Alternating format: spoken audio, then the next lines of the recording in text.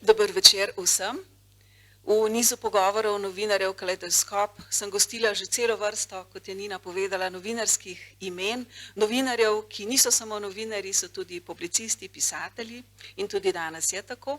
Naj spomnim, da sem pretekli mesec gostila novinarska kolega, to sta bila Boštjan Videmšek in Maja Prijatelj Videmšek. Govorili smo o ogroženih živalskih vrstah in o trudu, da se vendarle ta proces nekako zaustavi. Tokrat se bomo ugibali na področju kulture. Irena, dober dan, dobrodošla. Hvala za povabilo, ja. Tudi ti torej nisi le novinarka, si pisateljica, publicistka. Danes bova govorili o tvojih knjigah, o novinarskem delu, o tvojem pogledu na svet. Ko so mene kot urednico Vala 202 enkrat na avdiciji mladi, ki so želeli postati novinarji, vprašali, pa kakšen naj novinar bo? Sem razmišljala, pa potem rekla, ja, novinar je tisti, ki hodi po svetu z odprtimi očmi in odprtimi ušesi. Skratka, nekdo, ki ga vse zanima. In zdaj v nedeljo, ko sem brala tvoj tekst v časopisu Nedelo, obiskala si Rim, sem rekla točno to. Ja, Irena res hodi naokoli z odprtimi očmi, ušesi, detektira in svoje opažanja prelije zelo vešče na papir in nas, bralce, napoti k razmisleku. Skratka, za vse, ki mogoče niso prebrali tega teksta, obiskala si Vatikan, Sikstinsko kapelo seveda in opozorila na množični turizem, ki je pravzaprav odbijajoč. Zapisala si, množični turizem je povsem preoblikoval mesta. Kaj si mislila s tem? Zakaj je ta množični turizem lahko tudi odbijajoč? Mislim, jaz se še spomnim Rima, ker tega turizma ni bilo, ker si lahko prišel v Sikstinsko kapelo brez problema, kjer ni bilo takega zanimanja za umetnost ali pa za galerije, kot je danes.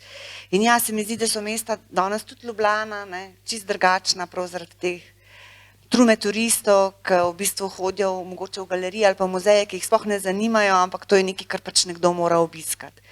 Tako da, ko sem bila v Rimu, sem se odločila, da ne bom več hodila gledati pač te turistične stvari, ampak manjše muzeje, parke, restauracije, to se pravi nekaj, da ne bom pač šla skupaj s temi množicami naokrog po mestu in bom odkrila neko drugo mesto, ki ni mogoče v nekih turističnih vodičih in tako naprej. Tako da ja, se mi zdi, da so vsa mesta zaradi tega turizma tudi zelo ista, da imamo posod so iste trgovine. Tudi ta globalizacija je seveda pustila svoje sledi. Vse povsod so v centrih mest enaka trgovina, kot si rekla. Ja, pa isto spominki, ki so narejeni na Kitajskem. Tako da moram reči, da sem zmeraj zelo veliko rada potovala. Ampak glih zdaj, ko sem bila v Rimu, sem si mislila, da mogoče je pa treba potovati tudi po svojem lastnem mestu, se naučiti, iti mogoče več v galerije, recimo v Ljubljani, kot pa ne vem, dolge ure stati pred galerijami v Rimu. Tako da mogoče ja, bolj pogledati tudi to, kako je fajn doma, ne samo v tujih mestih. Ni dragoceno le tisto, kar ponujajo tuja mesta, ampak velja malo raziskati okolje, v katerem živiš in gotovo lahko najdeš kaj zanimivega.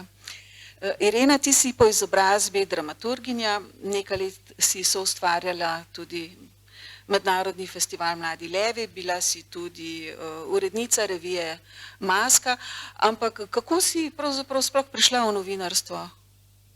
Ja, v bistvu, ko sem se odločila, kaj bi bila, se mi zdi, sem zmeraj razmišljala o sebi, da bi šla v novinarstvo, zato ker sem rada brala časopise, ker smo jih imeli zmeraj, moja mama je imela čisto vse časopise doma naročene in najin ritual je bil, da smo jedle kosilo in vsaka je brala svoj časopis, že od majhnega. Ampak potem sem se pa nekako zaljubila v gledališče, v gimnaziji in sem pač se odločila, da bom šla študirati dramaturgijo in mi ni žal, ker ta izkušnja akademije mi je bila zelo posebna, ta umetniški umetniški duh mi je nekako blizu, bom rekla. In potem se je pa pač tako zgodilo, da sem hkrati delala in predstave z različnimi režiserji in tudi pisala veliko. In potem v enem trenutku je v bistvu se vse preveslo bolj v novinarstvo in sem gledališče malo zanemarila zdaj. Ampak gledališče je pač zelo fascinantna stvar, je pa zelo čustvena, polna nekih dram in emocij. V enem trenutku se mi je zdelo, da je rabim mir in svojo pisalno mizo in nobenih dram več, samoto pa pisanje. Tako da zdaj sem zelo zadovoljna. Zdaj, če ne vem, ker zadnjič me je nek režiser spet vabil, da bi delala dramaturgijo, sem si mislila, saj bi bilo fajn, ampak pa sem si predstavljala, pa tisti večeri, pa pol spet tike drame, pa pol en joka, en je tak, ne. Tako da sem pa rekla ne. Ampak nikoli ne veš. Ne. Imam pa zelo rada gledališče in to dinamiko in igralce neskončno spoštujem in to se mi zdi tako res čudež. Vsak, ki je delal kakšno predstavo, ve, kako delaš predstavo in nič ne gre in vse je narobe in potem v nekem trenutku tik pred premiero se vse zgodi, zloži se skupaj in je tak res neverjeten čudež. Tako da, ker več ljudi pač dela neko umetnost, je zmeri veliko nekih takih mističnih stvari se okrog tega zgodi in to se mi zdi, zato imam še zmeri rada gledališče. Pišeš za časopis Delo, seveda tudi za Nedelo, za edicije. Zdaj moramo za vse pisati, ker nas je vedno manj. Ja, za Sobotno prilogo seveda beremo lahko tvoje kolumne, članke, pa si ohranila to, bom temu rekla, romantiko držati časopis zjutraj ob kavici, ne vem. Ali je tega mogoče čedalje manj tudi med novinarji pravzaprav? Moram reči, da ne tako zelo, da zdaj res na internetu veliko pogledam, čeprav se zmeri pritožujem, da imam najrajši pač papir, še zmeri rada berem pač časopis. Ampak moram pa reči, da v zadnjem času v Ljubljani, ne vem kako je v Kranju, sploh ni več nobenih kioskov. Ti dejansko nimaš več kje kupiti časopis in to se mi zdi grozna stvar.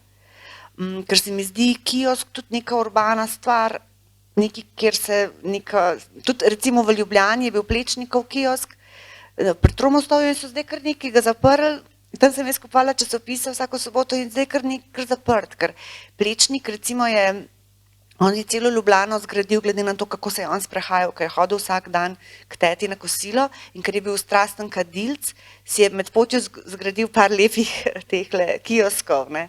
In zdaj so še tega uničili, tako da se mi zdi, recimo, ko smo se prej pogovarjali o Rimu, v Rimu imaš ogromno kioskov in res vidiš gospode s časopisi, v Armaniju grejo lepo na kavico in čitajo časopis. Se mi zdi, da tega danes tle v Sloveniji je zelo redko pač vidimo žal.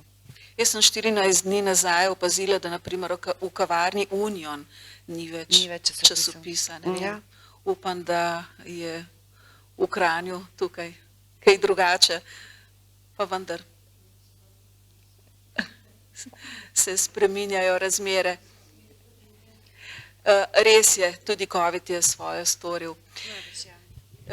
Irena, ti si tudi pisateljica, publicistka, tukajle pred nama sta dve knjigi, ki si ju napisala, Magija za realiste in Kaj hoče ženska. Tretje knjige, Fižolozofija, ni, ker jo ljudje berajo in v knjižnici je ta hip ni, ampak jo bova predstavili na ta način, da se bo mogoče naredila še daljša vrsta tukaj v knjižnici Kranj. Kaj hoče ženska? Ta naslov nima vprašanja. Ali torej ta knjiga ponuja kakšno razlago in kaj pravzaprav opisuje? Opisuje ženske, ki imajo veliko skupnih lastnosti, ampak prav je, da ti razložiš. To je naslov za moške, da mislijo, da noter piše, kaj hoče ženska. Ne, se hecam. To je v bistvu parafraza znanega stavka od Freuda, ki je pač v svoji karieri rekel na koncu svoje kariere, da je celo življenje preučeval ženske in še zmeri ne ve, kaj hoče ženska. In se mi je zdel glih tak naslov privlačen, mogoče za zato da sem v tej knjigi zbrala zgodbe zelo različnih žensk, ki so, njihova skupna lastnost je ta, da so hotele živeti tako, kot so same hotele, da so se borile za svobodo, da so se prepuščale strastem, da so znale zaceliti strta srca, da so bile romantične, hkrati realistke, da so imele rade svojo kariero. No, tako ja, da so živele tako, kot so same hotele. Mogoče, da jih našteva nekaj, filozofinja Hannah Arendt, Georgia O'Keeffe, slikarka, Erika Jong, Jean Moreau, znana igralka, Colette, pisateljica, ki je v bistvu pisala za svojega partnerja oziroma moža in se je šele potem razkrilo, da v bistvu je ona tista, ki je pisala, ne pa on. Colette je res, moram reči, no, ko smo gledali v knjižnici, da je... Kakšna je zgodba, ki je tudi ekranizirana, kaj ne? Ja, ampak hotela sem reči to, da je recimo, da je zelo, ni več veliko prevajana ona. Mislim, da je Radojka Vrančič prevedla še neke iz otroštva, neke spomine, ampak te Potepinka in te njene znane romane imamo pa še v prevodu Kocbeka, tako da mi je žal, ker so res, še zmeri so zelo moderna, ona je bila zelo moderna ženska, no. Ampak ta zgodba, o kateri si rekla, ne, je pa, ona je bila, živela je pač nekje bolj na podeželju in od njenega očeta prijatelj je bil Vili, ki je bil v tistem trenutku najbolj slaven pariški pisatelj, vendar nobene knjige ni napisal sam.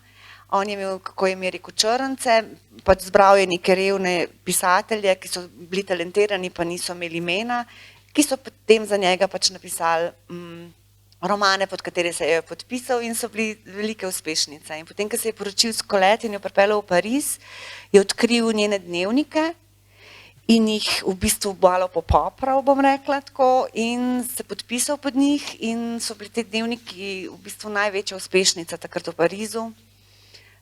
In potem se je Colette, šele ko se je ločila, se je mogla zboriti za te svoje pravice avtorske, da se je lahko podpisovala pod te svoje knjige, ki jih je izdal njen mož, bivši. Ti v to knjigo nisi uvrstila slovenskih imen, pa lahko bi jih kar hitro nabrali nekaj, od Alme Karlin do Karle Bulovec in tako dalje in tako dalje. Najbrž namerno nisi vključila. Tako bom rekla, da sem nekaj časa razmišljala o tem. Res je, da v Sloveniji je zdaj kar nekaj knjig na to temo, o pozabljenih polovicah. Dolgo časa sem razmišljala, ker sem napisala en daljši esej o Ivani Kobilci, ki mi je zelo pri srcu. In sem tudi raziskala njeno življenje in mi v Sloveniji še zmeraj smatramo, da je Ivana Kobilca skoraj neka svetnica, skoraj neka nuna, ki je celo svoje življenje posvetila slikarstvu, ampak ne, tudi Ivana Kobilca je bila izjemno strastna ženska, imela je neko noro ljubezensko zgodbo na Dunaju z nekim Norvežanom, ki je zapeljeval vse njene prijateljice in tudi njo in predvsem slikarke, da jim je potem te slike izmuznil in jih drago prodal.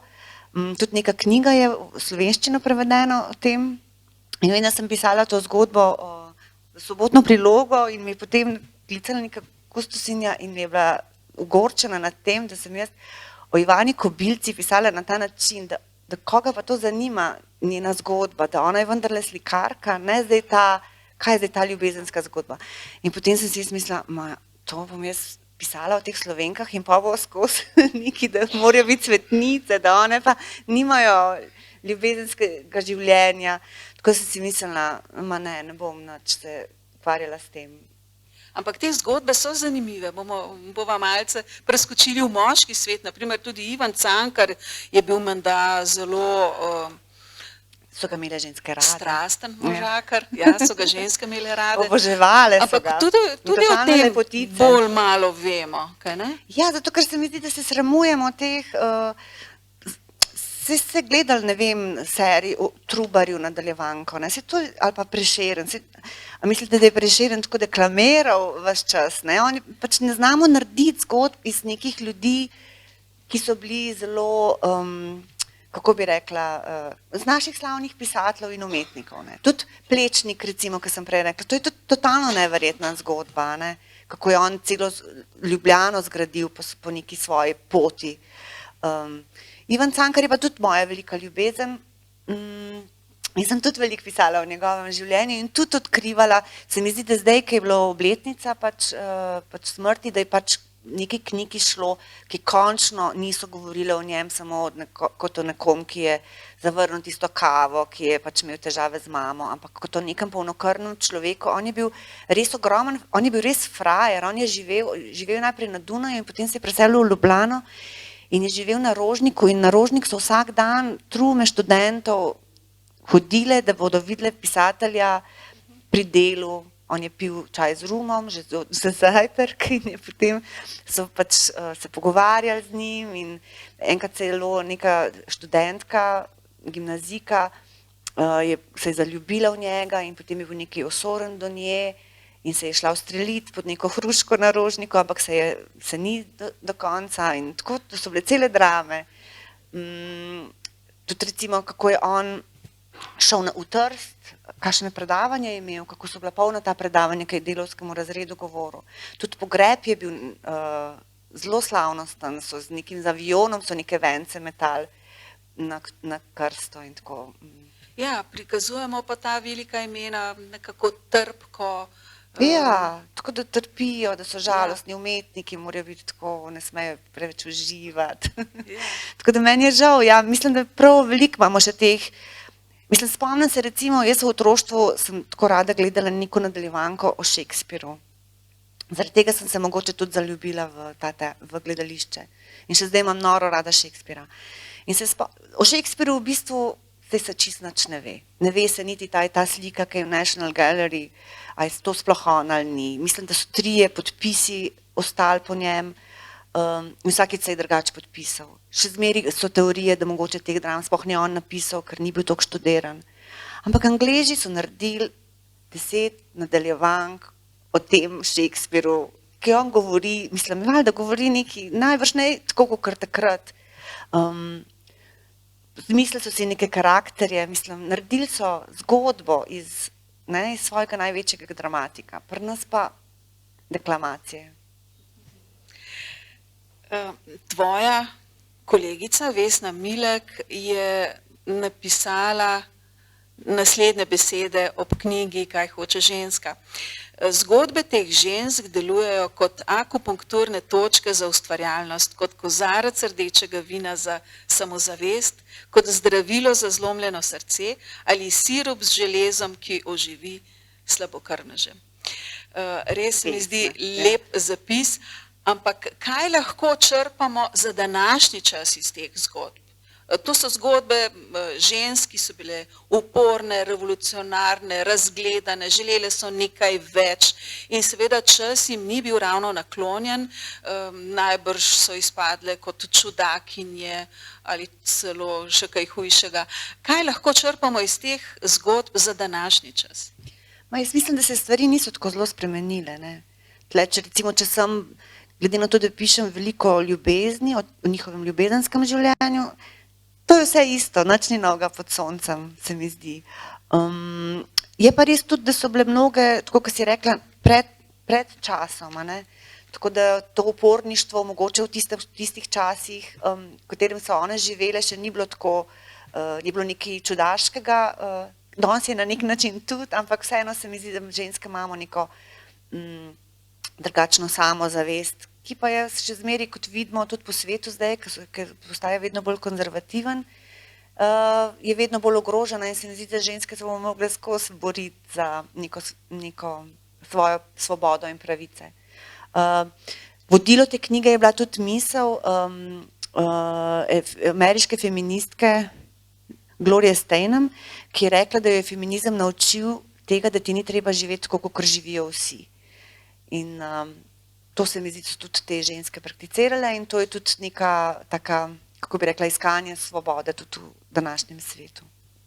Jaz vem, da si dobila nekaj povratnih informacij od bralk, ki jih sicer ne poznaš. Kaj so ti pisale?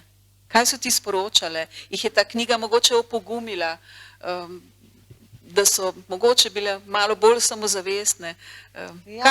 Zelo sem dobila veliko odzivov, moram reči, sem bila zelo prijetno presenečena, tudi od moških. ne vem, tako zelo različne zgodbe so bile. Se mi zdi, da spomnim se ene gospe, ki sem bila v knjižnici na Vrhniki in mi je povedala pač, da ima hčerko, ki je pač umetniška duša, ki ni hotela pač živeti na ta način, kot njene prijateljice, da je šla v London, da je tam neki se ukvarja zdaj s kuhanjem, pač da študira za šefa, pač, da dela v neki japonski restauraciji in je rekla, da je skozi obtoževala, da je bila tako, da je skrbelo v bistvu, ne, za njo, ker je tako drugačna in da je potem prebrala to knjigo in je videla, da je fajn biti drugačen in da jo zdaj čisto na nek drugačen način gleda to njeno življenje. To se mi je zdelo tako res lepa zgodba, no. Ja, knjige nam nasploh razširjajo obzorja, to je enostavno dejstvo. Kaj pa lahko ta knjiga pove moškim bralcem? Ja, ne vem, en moj znanec recimo mi je tako zelo lepo napisal o tem, da je pač tudi na žensko v svojem življenju pogledal na drugačen način. Pisal mi je nek režiser gledališki, ki je pač to knjigo bral tudi kot neke, kako bi rekla, kot neke različne tipe žensk, ne, s katerimi se on tudi v svojem delu v gledališču ukvarja. Tako da od teh nekih intimnih zgodb do pač tega prepoznavanja nekih lastnih intim. Najbrž je pa posebna vrednost, če dobiš neko povratno informacijo zate kot za publicistko, pisateljico. To mora biti dober občutek. Ja, tudi tako sem vesela, če mi bralci pišejo, kdaj tudi napišem kaj za sobotno prilogo, ja, to je zelo dober občutek. In moram reči, da je tega kar nekaj. Tako da Slovenci nismo tako, kakor se zdi, da nič ne pohvalimo ali pa da ne komuniciramo. Tega je kar nekaj in sem zelo vesela, no, da je ta, tudi predvsem zato, da ljudje še berejo časopise. Še tretja knjiga, ki jo tu ni, ker je izposojena, Fižolozofija.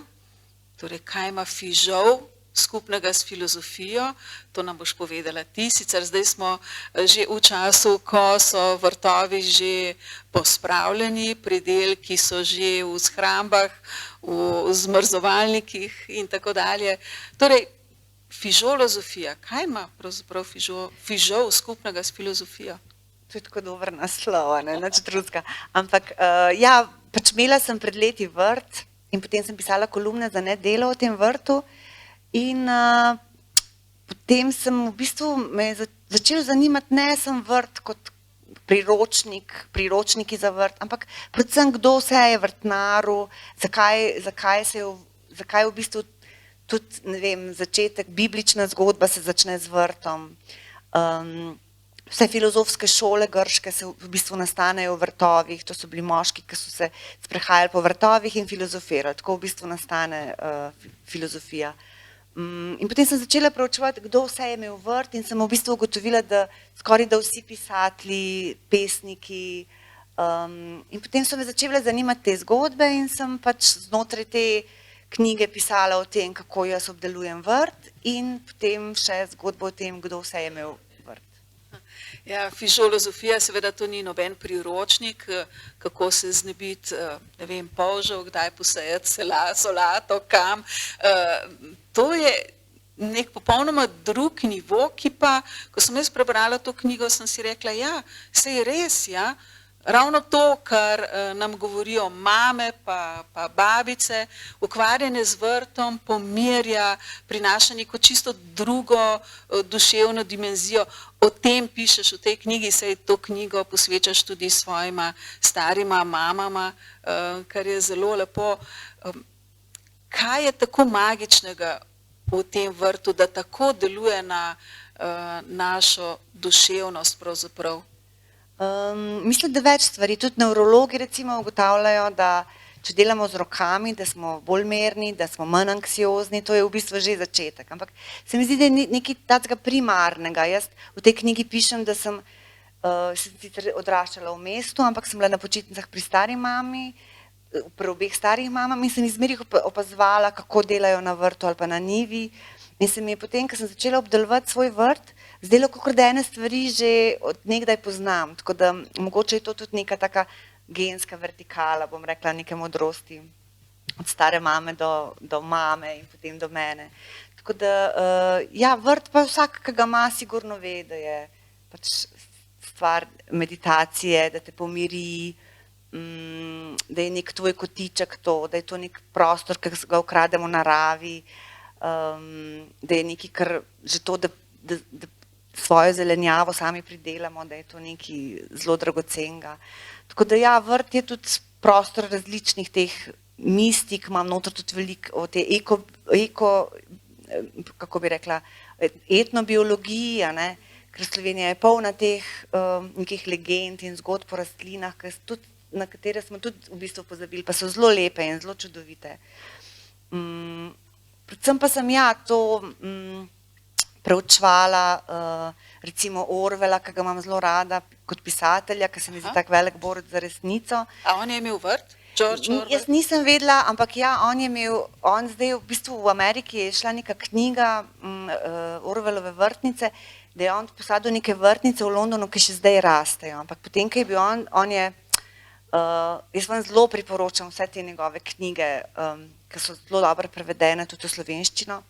On je vse stvari, ki jih je v življenju doživljal, je hotel videti od blizu. On je bil v španski državljanski vojni, je bil ranjen, hotel je videti, kako živijo rudarji in je šel živeti med njih, hotel je videti, kako živijo berači in je beračil, mislim, in je ratal klošar v Parizu in v Londonu. Te knjige so nore, ker on vse tako na vonj je zelo dobro znal opisovati. In potem je bil že zelo bolan in je začel pisati leta 1984 roman. Znani roman. Ja, in namesto, da bi se preselil kam pod mediteransko sonce in se pozdravil, je šel živeti na najbolj vlažen otok na Škotskem, v Džura, in je potem tam živel s svojim posvojenim sinom, se mi zdi, ki je bil še majhen, mislim, da je mama umrla, in je tam začel obdelovati vrt in je streljal zajce in je kuhal marmelado in pisal to knjigo žalostno in grozno. Ampak potem je pač in je rekel, da je to tisti trenutki, ki je on obdeloval tisti vrt, da so najsrečnejši trenutki bili v njegovem življenju. In v bistvu sem ugotovila, ko sem nek prerez naredila teh ljudi, da so vsi govorili o delu na vrtu, da je bil najlepši del njihovega življenja to. Recimo Voltaire isto, nekdo, ki je bil izgnan iz Francije, ki je bil revolucionar in na koncu je pa začel pač obdelovati vrt, oziroma 12 vrtnarjev ga je obdelovalo in je zmeri govoril, da je to bilo najlepši del njegovega življenja. Tako da, kot je rekel, neko lepo misel je rekel Oscar Wilde, da so preproste reči zadnje zatočišče zapletenih ljudi. In to se mi zdi taka lepa misel iz te knjige. Ja, res to ukvarjanje z zemljo, vrtnarjenje, ukvarjanje z zelenjavnim vrtom oziroma vrtom nasploh, res to nudi neke posebne duševne dimenzije in prvo je, da se tega zavedamo in mogoče gledamo tudi na to malo z drugačne perspektive. Mogoče je pa tudi tak čas, da seveda vrtovi, kjer je pač to možno, tudi v teh, bi rekla, kriznih časih pridobivajo kakšno dodatno vrednost. To pa najbrž je tudi res. Najbrž res, ja. Še posebej v Sloveniji, ker recimo mi Slovenci smo prodali vso industrijo hrane, vodo, tako da najbolj dragocene stvari sploh nimamo več v bistvu v svoji lasti. To se mi zdi tudi taka žalostna zgodba, da se ne zavedamo, koliko pomembne so prehrambene industrije, hrana, še semenarna ni več naša, recimo. Ja, res. Imamo pa vendarle še obilo zelene narave, okolje in tudi tega se mogoče včasih premalo zavedamo. Ja. Trenutno nimaš vrta, imaš mogoče vrt pri mami, ja. Pomagaš. Ja, tam pač je, ja, tudi ona zdaj drugač, bom rekla, ima ta vrt, kot ga je imela včasih zelo bolj pisano, pa ne tako zelo natančno. Bolj anarhistično, tako kot jaz. Mogoče, da omeniva še Darwina, tudi on je vrtnaril, kaj ne? On je tako, ja, vrtnaril, v bistvu je bil bolj navdušen preučeval je fižol, recimo, oboževal je fižol, zato ker se mu je zdelo fascinantno, kako fižol zmeri najde oporo In potem je razmišljala, ima oči, na kakšen način je ogromne količine fižola sadil in potem mu je te overe delal, da je fižol najdel pač pot, da se je začel spenjati. In tudi strašno rad je imel deževnike in jih je preučeval, ker v njegovem času so verjeli, da deževniki jejo korenine in so jih v bistvu, da so škodljivci, on pa je v bistvu dokazoval, da v bistvu brez deževnikov ni vrta. No, Darwin je imel prav. Ja, v marsičem. Ja. Irena, kot novinarka, pišeš, kot sem že rekla, članke, pišeš kolumne, ampak mogoče najprej o kolumnah. Kaj kolumna pravzaprav je? Vidim, da se v sobotni prilogi, da si menjate to zadnjo stran, ki je namenjena kolumni. Kaj je pravzaprav kolumna? Kako jo moramo brati? K čem nas mora nagovoriti oziroma naj bi nas nagovorila? Ne vem, se mi zdi, da smo na sobotni prilogi zelo različni kolumnisti, kar je fajn. Recimo Branko Soban bo zmeraj napisal kaj o Putinu pa o Ukrajini, pa on tako potuje in ga zanimajo druge stvari. Tako da tudi to je zanimivo. Jaz v bistvu včasih dobim idejo za kolumno in potem sem pa na vrsti čez 3 tedne, pa se mi zdi ta ideja nekaj stara, ni več aktualna. Tako da se mi velikokrat zgodi, ko pišem kolumno, da napišem že kolumno in potem jo vržem stran in začnem čisto na novo. To imam zdaj, ker imam ta teden kolumno, tako da sem že tako. Ampak zdaj že vem, o čem bom pisala in recimo zadnjič sem bila nominirana sem bila za Rožančevo nagrado in potem sem šla na Kras, kjer je pač Marjan Rožanc živel in pa se mi je zdelo, da moram prebrati eno njegovo knjigo in je napisal eno knjigo, ki je naslov Roman o knjigi. In je zelo lepa knjiga, ki govori pač o teh, kako so ga njega oblikovale knjige in pisatelji. In noter je neka zgodba o njemu in Dominiku Smoletu. To je bil pač dramatik slovenskih, sta prijateljevala in sta se najraje na svetu pogovarjala o umetnosti. In potem to je neka zgodba noter, ki mi je bila tako zelo všeč, da sta se nekega dne pogovarjala o literaturi in umetnosti in sta bila v Unionski kavarni. In potem so jih zaprli in so jih vrgli ven in sta ona dva šla v Kolodvorsko, ki je bila tam odprta do zjutraj in sta klepetala o umetnosti in literaturi in ob 2 so jih vrgli ven in potem sta šla na vlak in sta šla v Zagreb in sta se v kupeju pogovarjala samo o literaturi in o umetnosti in potem sta šla na avtobusno postajo in sta šla z avtobusom v Varaždin in sta se med potjo pogovarjala še naprej in potem sta šla iz Varaždina v Maribor in sta umagala, prespala in se pri zajtrku spet pogovarjala naprej. In meni se je zdela ta zgodba pa kako je res, saj smo se včasih res tudi tako veliko pogovarjali o umetnosti. In pa sem mislila si, kdo nam je ukradel ta čas? Zakaj ne moramo se več pogovarjati celo noč ali pa cel večer ali pa cel dan o umetnosti? Kam je šel ta čas? Kdo nam ga je ukradel? Tako da bom o tem pisala, zakaj ni več takih dogodivščin, zakaj se nam zdi, da bomo vse zamudili, če bomo, ne, zakaj se nam zdi neumno pogovarjati o umetnosti, zakaj v tej državi govorijo, da so umetniki paraziti. Ampak in v bistvu bom pisala o tem, da sem, če se ti pogovarjaš ali pa če ti lenaraš ali pa če ti ležiš v posli pa gledaš v strop, lahko dobiš dobre ideje, nove ideje. Tako pač funkcionirajo umetniki. O tem mirovanju, lenarjenju, konc koncev, ki je tak humus modrosti. Skratka, nastajanje kolumne je proces, ki traja, to ni nekaj hipnega, če prav razumem. Ali se kdaj zgodi, da nek klik v glavi in hipno vržeš to razmišljanje na papir in to obstane kot tako? Ne, nikoli. Jaz še zdaj nimam te kolumne, jaz jo moram jutri oddati. Tako da ne vem, kaj bo, ampak bo. In zmeri se mi zdi, da na sobotni smo vsi, moji kolegi smo vsi taki, da delamo zadnji trenutek. Meni v bistvu zelo pomaga ta adrenalin. Jaz sem danes cel dan, dopoldne sem sedela in sem pisala to in potem sem prebrala in sem mislila, kakšen dolg čas je to in točno vem, da bo jutri, ko bom pa mogla stisniti in napisati in bo pa v redu. Imaš kakšnega stalnega bralca, ki še preden je tekst objavljen, to prebere, ne vem, mogoče kakšna prijateljica, kdorkoli, na katerega mnenje veliko daš, pa želiš, da nekdo pa vendarle prej prebere, preden gre v tisk? Ne, glih zato, ker dela točno na deadline, nič mora direktnega do urednika, drugače ni v redu, drugače sem kregana. Tako da nimam časa, da še komu dam za prebrati. Pa tudi, moram reči, da tudi imam po vseh teh letih še zmeri, ko izide sobotna in potem primem sobotno in mene je tako strah prebrati svoj lasten članek še zmeri. Zmeri si mislim, sigurno ni v redu. Tako zelo imam ta strah pred tiskanim člankom mojim. Sobotna priloga je edicija oziroma priloga, ki prinaša neke tehtne, daljše članke. Zdaj smo pa pri tem času, ne?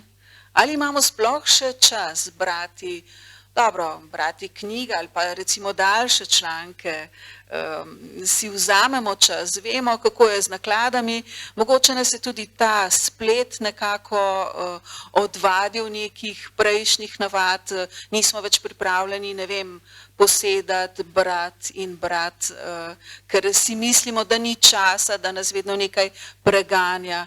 Torej ta čas, kako ti gledaš na to, je splet tisti, ki nas je v narekovajih pokvaril, ker konec koncev tudi prej si govorila o času in o pogovoru, ki sta si ga vzela, potovala, ta zanimiva zgodba.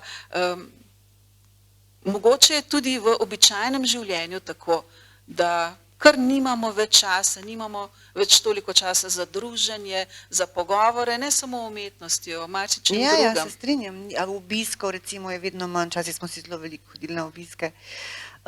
Jaz v bistvu verjamem v bralce, kar se tega tiče, sem kar optimist in verjamem tudi v daljše članke. Mislim, da novice lahko prebereš lahko na internetu. Neke daljše eseje ali pa daljše članke pa dejansko ostajajo po časopisih in v revijah, tako da jaz mislim, da ljudje jih si še zmeri vzamejo čas. Jaz vem, da recimo za sobotno prilogo mi veliko bralcev reče, da jo pač cel teden bere, ne naenkrat. In se mi zdi, da je predvsem problem v tem, da se naši lastniki ali pa uredniki ne zavedajo tega, kako pomembni so te daljši članki, da ne smeš nikoli podcenjevati bralca in da so v bistvu v Ameriki ali pa v Angliji glih te revije, ki imajo esejistične tekste, New Yorker, Atlantic, da jim naklada nikoli ni padla, ker to ti internet dejansko ne more dati nekih daljših člankov in zgodb. In tudi knjige, se mi zdi, da še zmeri, kljub temu, da so zelo fragmentirani možgani zaradi teh pametnih telefonov naših, se mi zdi, da je knjiga je že taka umetnost, da se ti zbereš in 1 uro bereš neko stvar, je že kar umetnost v današnjem svetu. Najbrž mlajše generacije imajo kar problem s tem. No, za tiste, ki mogoče ne vedo, Irena je tudi tista, ki vsakokrat napiše napotke oziroma nam da napotke za branje pred dopustom, naprimer v sobotni prilogi. Pač predlagaš nek seznam knjig, jaz včasih ti sledim, včasih ne, ampak je zanimivo. Dobiš kdaj pa spet povratno informacijo. Nekdo sledi tvojim napotkom in ti da mogoče kakšno informacijo povratno, ali se v bistvu je nekaj stvari sama predlagam, najrajši pa imam v bistvu, vem, za ljudi, ki radi berajo in jih potem sprašujem, kaj vzamejo na morje, kaj so prebrali letos in moram reči, da so to, da letos sem nekaj mečkala, ne vem zakaj s tem seznamom in so bralci prav klicali, kje je zdaj ta seznam, ker mi ogromno ljudi mi reče, da so trgajo to iz časopisa in nesejo sabo v knjižnico. Tako da ja, seznami za branje se mi zdijo zmeri koristni, ker v taki količini knjig težko v bistvu najdeš, mislim je fajn, če ti nekdo kaj mogoče sugerira, ker danes res neskončno veliko knjig pač izide. Prejle smo omenili, da je danes išla nova knjiga Tadeja Golobaka, ne? V čem pa je skrivnost teh kriminalk, ki so v Sloveniji postale zelo brane. Govorim tukaj o kriminalkah slovenskih avtorjev. Ja, ne vem. Imaš mogoče kakšen V bistvu jaz bom oprijemljiv rekla odgovor? končno, ne, da je tako, ker ne vem, zakaj jih prej ni bilo, oziroma si predstavljam, mislim, da pač Slovenci nimamo radi zmeraj je bil žanrske knjige, so bile zmeraj neki, to ni visoka literatura. In smo jih zmeraj gledali po strani, tudi se je zdelo, da ne vem, Kresnika, kriminalka pa nikoli ne bo dobila, ker komisija pa ne bo to. Pa je, ne, ampak se spomnim glih, ki si omenila Vesno Milek. Vesna Milek je napisala genialen roman, biografski roman o Cavazzi, in se spomnim, da ta knjiga, ne glede na to, da je bila bestseller, ne glede, da je odlična, ni prišla nikoli v finale z Kresnika, ker to je pač biografija. Danes pa vidimo, da so biografije pač res zelo popularen žanr. Jaz mislim, da glih zaradi tega so bile, jaz sem imela intervju, recimo več intervjujev z Jo Nesbom, in on mi je zmeraj rekel, da Ko je bil v Ljubljani? in bila sem tudi enkrat v Oslu pri njemu. In je govoril, oni imajo zelo razvit, ta skandinavske kriminalke so zelo razvite, ampak on je rekel, da tudi pri njih je tudi, ne vem, da bi rekel Jančar, neki pisatelj visoke literature, da je tudi pisal kriminalke, to se pravi, da imajo, ne gledajo tega žanra zelo postran. In tudi jaz moram reči, da mi je zelo všeč misel od Susan Sontag, ki je rekla, da pač, da je primerjala je v bistvu klasike pa žanrske knjige z možem in z ljubimcem. In ona je rekla, mož je zanesljiv, klasika je zanesljiva, je lep jezik, je malo dolgovezen, ampak je zmeraj zelo krasen, nek pač klasika. Ljubimec je pa mogoče slovnica je malo slaba, ampak vznemirjenost je pa zelo napeta in da ona noče zbirati med enim in drugim, zato ima rada oba. Tako da se bi kar strinjala z njo. No, ampak da greš v Oslo, zato da intervjuješ pisatelja, To so bili še neki drugi časi, ki si lahko še kaj potoval na časopisu. Pa vendar, kaj te je tako gnalo? Prebrala sem eno njegovo knjigo, slučajno ta Snowman, ki še ni bila prevedena. In potem je pač, mislim, da na Didakti so prevedli Taščico, ki mi je bila tudi zelo blizu. In potem, mislim, da je bilo to moje zadnje potovanje v sklopu dela. In potem sem se odpravila v Oslo in intervjujala v njegovem najljubšem lokalu Nesba in sem unesla slovensko vino in je bilo super. In takrat je bilo tudi sojenje Breiviku, tako da sem še to pokrila in sem se imela super. Zanimiva In bil je izkušnja. celo noč je bil dan. Tudi tako je bilo, da sem v bistvu v parku sedela in pretipkavala intervju in je bila ura, ne vem, 11. Skandinavija, Ja, seveda. tako da sem se imela super. Kakšen je tvoj odnos do družbenih omrežij? Kako močno so te omrežila? Ne vem, se mi zdi, da moram priznati, da včasih kar preveč in se moram kar kontrolirati. Jaz ne vem, to pač nekaj se zgodi v možganih, jaz kar skozi iščem svoj telefon, pa ga v bistvu sploh ne rabim, tako da sem včasih razočarana nad sabo zaradi tega. Ampak sem se glih danes pogovarjala z eno prijateljico o tem, ona se pač bolj ukvarja z vizualno umetnostjo, kako neki umetnik, jaz pa vem primere recimo za pisatelje, kako nek umetnik v tujini in tle, pisatelj mora v bistvu skrbeti zdaj, da ima Facebook, da ukvarjati se mora imeti blog, to se pravi nekdo, ki je introvertiran, ki najrajši doma in piše, ki noče imeti opravka z nobenim svetom, če hoče biti uspešen, mora se pač ukvarjati skozi sam sabo in postati svoje stvari, odlomke, delati reklamo in to je v bistvu res grozno, pa sem prav razmišljala o tem, da danes ni več, recimo, če danes pogledamo lestvico najbolj branih v Sloveniji, vidimo samo izpovedne knjige, kako je nekdo preživel to, kako je nekdo preživel to. Kot da ni več časa, da bi nekdo napisal roman, ker se mora ukvarjati skozi svojim lastnim egom. Tako da sem pol danes razmišljala, mogoče pa zato izumirajo na nek način te dolgi romani, ker ti imaš časa pisati roman in zraven blogati in se fotografirati in ne vem kaj. Kaj pa Twitter račun? Imaš oziroma ga zapiraš zdaj zaradi novih okoliščin? Ne, nimam ga, to pa nikoli nisem imela Twitterja. Tudi ne berem, nisem preveč navdušena. Skratka, ker sem na Facebooku zasledila nekaj mojih prijateljev, Facebook prijateljev zapira svoj Twitter račun. Zaradi Zakaj? Muska? Seveda zaradi Muska in zaradi indicev, da bo že spet prišlo do več sovražnega govora, tudi seveda verjetno se bo marsikaj, oziroma bo to vplivalo na ameriško politiko, kajti ni skrivnost, prebrala sem, preden smo prišli sem, seveda ni še jasno, kaj se je zgodilo z ameriškimi volitvami, ki naj bi na nek način bile indic, da se bo Trump vračal, ampak če mu bodo spet omogočili ta Twitter račun, verjetno mu ga bodo, se zna tudi to zgoditi. Ne?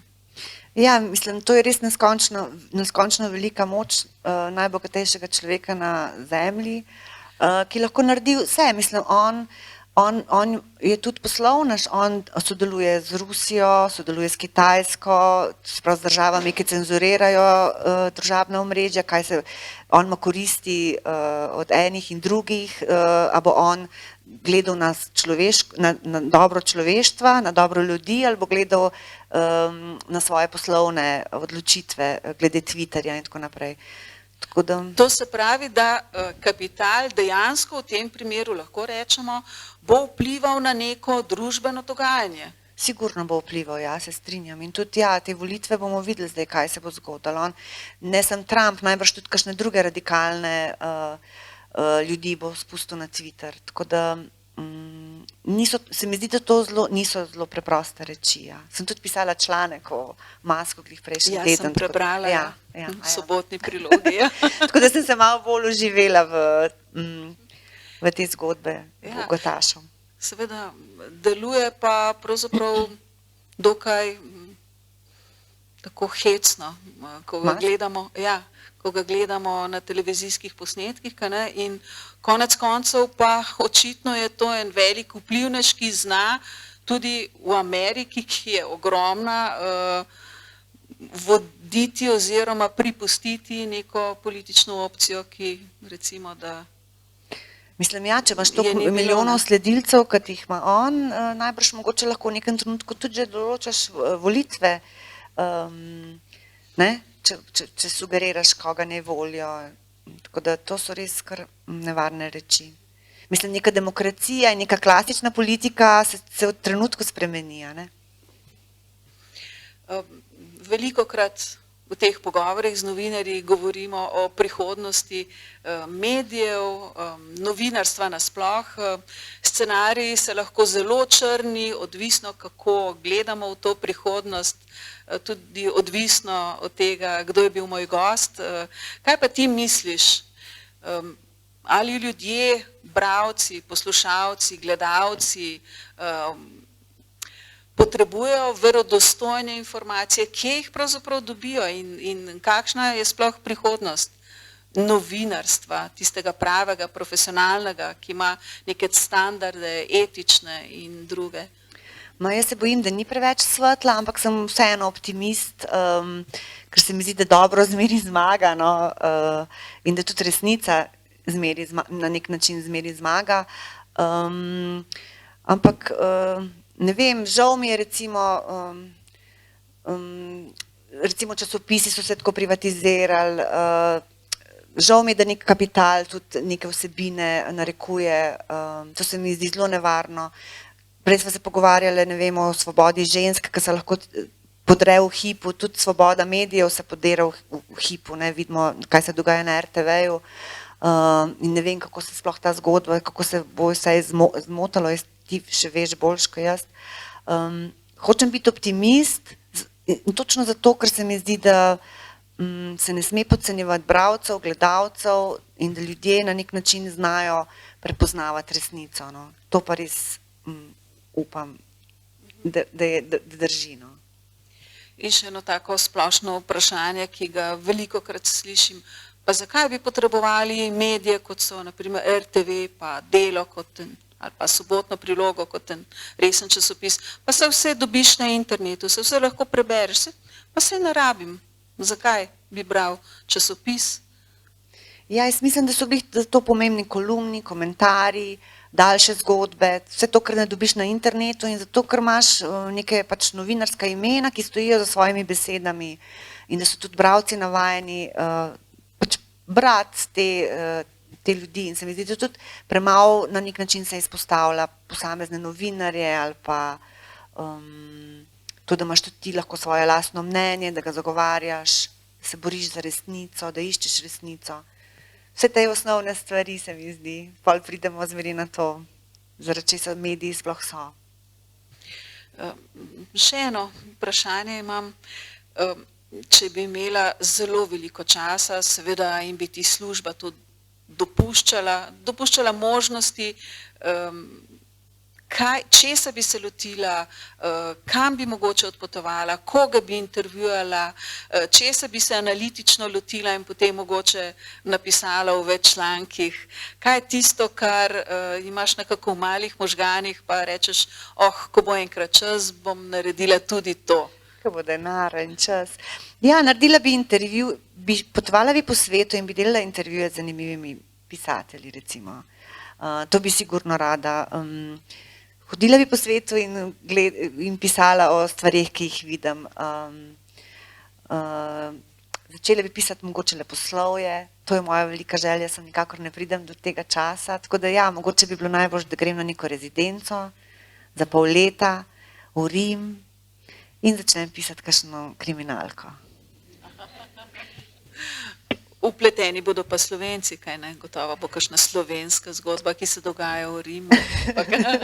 To bi bilo v redu. Mogoče se ti kaj takega plete že v glavi, kaj ti v Rimu si bila nedavno, kar smo že slišali. Ja, hvala Irena za odgovore na moje vprašanja. Izvolite, spoštovana publika, upam, da nismo povedali vsega, tako da izvolite, kakšno vprašanje?